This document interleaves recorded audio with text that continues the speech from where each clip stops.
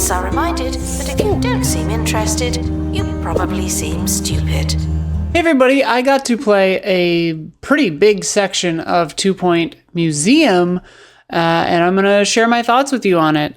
It's like 2 Point Hospital or 2 Point Campus, but I really think this is their best setting so far. I think that the museum kind of just vibe of it fits perfectly, and it feels, Hospital kind of felt kind of intense sometimes, even though it was jokey, and Campus just school, I don't want to go back to school. So but museum is really fun, and I really love it. I think it's my favorite setting they've done so far.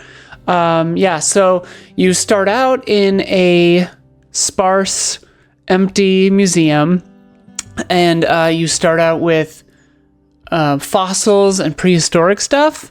You can get experts to clean and maintain them, and they're the people that go on expeditions to find new stuff. The way you get new bones and new footprints and new whatever is you have to go on expeditions out in the world to get more stuff, which I think is a neat thing because there are risks and rewards to that. You need the staff. Sometimes they take multiple staff members to go on the expedition, but they have risks sometimes. They can get hurt or whatever. And then you'll have to heal your staff, or they'll maybe threaten to quit if they get too hurt or whatever. Yeah, and so you start out with prehistoric stuff, fossils. You start pretty modestly. You need to kind of balance the amount of knowledge that people gain and the amount of buzz that people have for each exhibit. So you need to put up info panels near the exhibits. You can get different kinds on the wall or on the floor. And if you put them within range of a couple of exhibits, it'll have info for both, or you can put separate info for each one. And then you need to decorate, and that helps raise the buzz to get people to come to your museum. So the higher the buzz, the more popular your museum will be, the more popular that exhibit will be. So you kind of try to max out the buzz on the exhibits, and you can do certain things, like you get a buzz bonus if you put specific stuff right next to it. More on that in a little bit, but so obviously you need to sell tickets to people to come into the museum, and that's one of the ways to make money. Also, you put donation boxes next to exhibits, and the more popular the exhibit, the more they will donate. So that makes sense and is fun. And you can put donation boxes within range of multiple exhibits as well. So that's kind of cool. So you can get one donation box that is hitting everything in the room, and people will just pour money into it. You have to, do the standard logistics stuff. In any game like this, you got to take care of bathrooms and staff rooms and food and drinks. You can do research stuff. And train your staff to make your staff better, which makes them happier and more efficient at their job, like working with customers or doing expeditions and research and stuff. And sometimes they require survival skills or whatever to go on a certain expedition, but then they will want more pay. Just like in real life, the more skilled and knowledgeable someone is, the more they deserve to be paid. So you just have to keep that in mind. You can get really creative with the layouts. You have carte blanche on the inside of the museum. You can decorate the walls and the floors. You can put cool archways in the middle of walls. It gets really fun. It's cool, and you start to see okay, I could optimize my walking paths here. I started out with my first museum as kind of intentionally. It started off with just one path through it because I only had one area worth of exhibits. So I was like, okay, I have the rest of the museum, but it's, there's not much there. But then I added a second door to one of the bathrooms, and people just started using it as a hallway. So it's kind of funny. Then you can get a gift shop, stuff like that. You can, rearrange things at will. You can change where you have stuff. Like halfway through, I realized, okay, the line for my tickets is getting way too long. So I like optimized that a little better and put multiple ticket booths in there.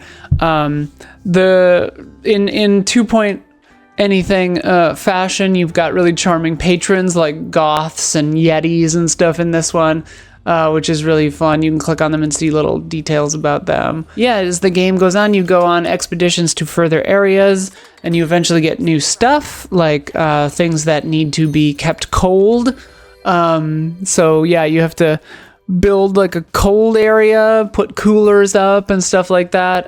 The expeditions are really fun. Like, obviously it takes some of your staff away from the museum for a little bit, so sometimes you'll need to staff up on more experts or janitors or whatever if they're gone for too long, or security, so people don't, steal things. The expeditions get really fun and more expensive and more dangerous and more challenging, but also sometimes you get like a little dilemma, and then you get to pick like a choose your own adventure type thing. You get to be like, okay, go for that fallen goblet or whatever, and then they get like injured or they get a buff, they get like knowledge or whatever.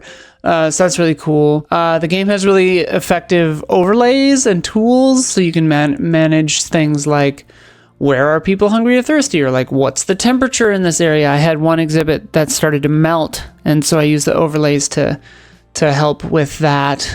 So that was really nice.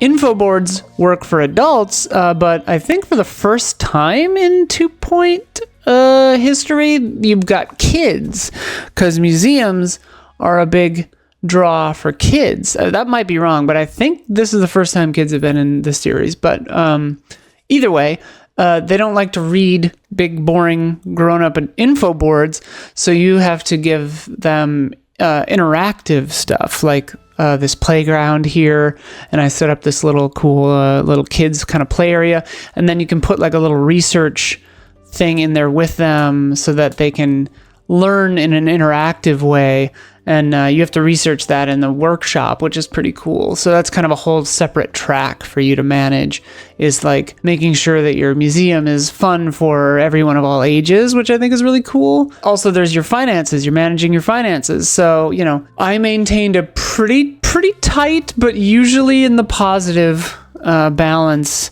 with gift shops, donations, ticket prices, that kind of stuff. I adjusted the prices sometimes. You can get loans. I didn't end up needing any loans, but you can also get sponsor deals. And this is a really fun addition, I think. Like, they're kind of risky.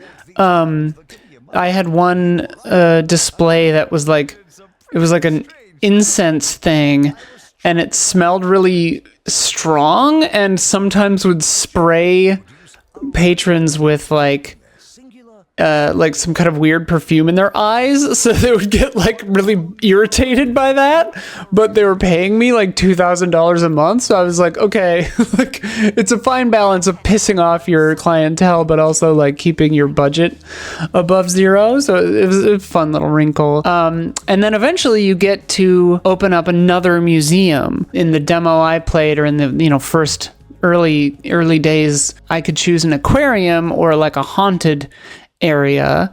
In the real game, you're not limited to one or the other. Eventually you'll do them all, but I chose the haunted area first. They also said that they're giving you more reasons to come back to previous areas. So eventually you'll be running multiple museums at once.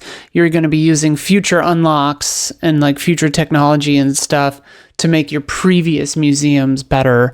So I think that's a really cool idea, because like I remember in 2-Point Hospital, you kind of like 5-starred it or whatever, 3-starred it, and then kind of just never went back to that one. Now I think you're gonna have to be managing like all your museums at once, which will be pretty neat. So I picked the Haunted Museum. Similar basics, you have the info displays, you got to manage buzz, you've got the gift shop, food, staff room, little coffee stand that was added at this part of the game, which is cool. But also there are spirits. So free roaming spirits. They'll just show up sometimes, or you can get them on expeditions. But you need to have one of your experts catch them, and then you need to build special rooms to keep them in.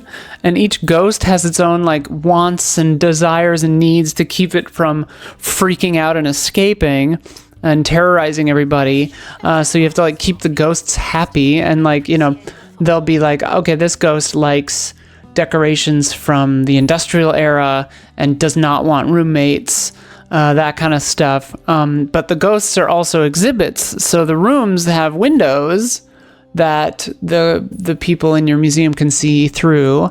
And so you have to put info cards next to the ghosts and stuff. And they have buzz and the decorations and stuff, and they have their preferences, you know, so you have to keep them an entertaining exhibit for your guests, but also keep the ghosts happy.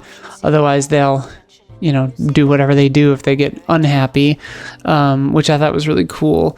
And they have buzz bonuses just like regular exhibits. So if you put the right things next to them, or like I think one of them wanted like 2 lamps or whatever in their room, then you get a buzz bonus, so you can max out their buzz so that they draw more attention. Yeah, and then the final thing I got to in my time with the game was a seance simulator, which was really neat because, and they had a lot of different animations for this and a lot of different interactions with the guests. I think one time, I don't know if I was recording when this happened, but one time a kid got on the chair, got sucked into a closet behind the chair, and then came out from a closet on the other side under the stairs.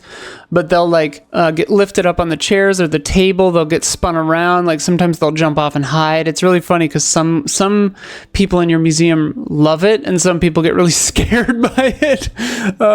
So it's, I don't know, it's just really cool. I feel like they've really upped the interactivity and the amount of control that you have in this game. In the time that I had, I didn't get to the aquarium thing, but that seems really cool too, because you have to feed the fish, you have to keep everything alive. So it's a whole other kind of level that you have to manage. All in all, I loved it. I think it's their best work to date.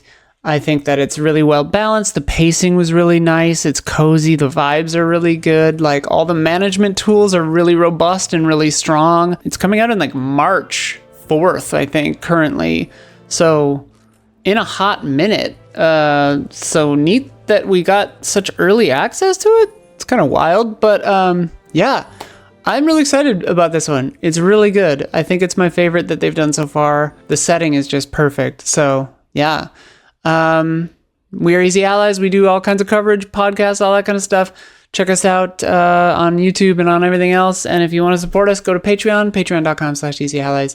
And we will see you again very soon. Bye. Attention. The expedition team are leaving now. Please say goodbye and good riddance.